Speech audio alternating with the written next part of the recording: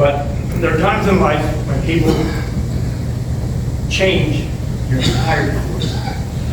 And in 1971, it was August. I just finished a master's degree in Pennsylvania, just outside of Harrisburg.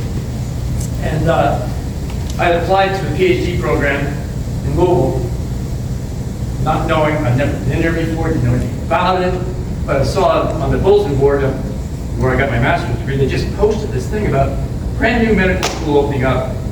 And they have things in anatomy. Well, my master's degree was on the anatomy of the groundhog, which was a lot of fun. I mean, I've caught groundhogs, dissected them, did all the arteries, veins, bones, and stuff through their skulls. And I look at it now and I think, man, that was one awful master's thesis. But at the time, it was fun. So I packed up my 1969 Ford with everything I owned, which wasn't a lot, stick shift, 300 column, drove down to Louisville, had no idea where it was coming, found a hotel, I had no idea where it was at that time.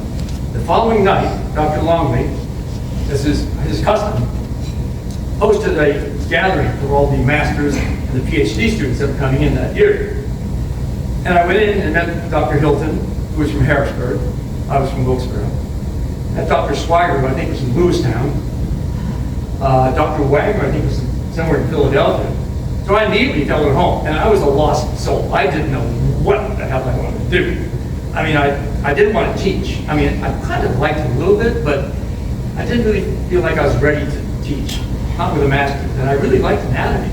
So we got together and we decided on continuing our studies, and this time we chose a topic of working on the metabolism of, this is going to be boring too, metabolism of hearts and hibernators and non-hibernators. And thanks to Fritz, we took a trip out to Colorado to catch, try this and dating out there, the 13-line ground squirrel. So we drove out from Louisville nonstop, got there, and it was in Eden, Colorado, right? It was Eden.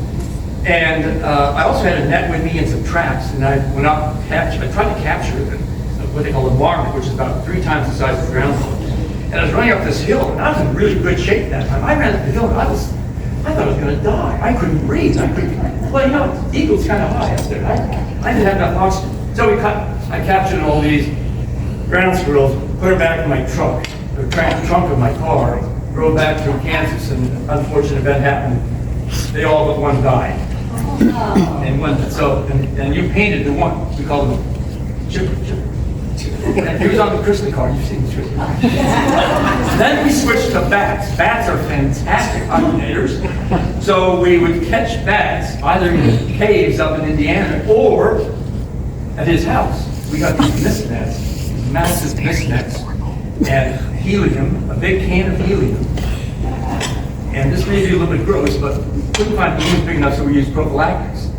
And prophylactics hold lots of helium. So we take them out. And at night, when the nightfall, you raise it up and you hear all of a sudden. They'd come out of your house and your neighbor's house, and they would fly into that net, and you'd pull them down, put them in a cooler, take them back to the lab, put them in the freezer, and the rest of it. We had a great time. But I must tell you, we were talking with Eddie last night, and another gentleman couldn't make it tonight because he had a bad heart problem. 3 of us were lost souls. We really had no direction in life.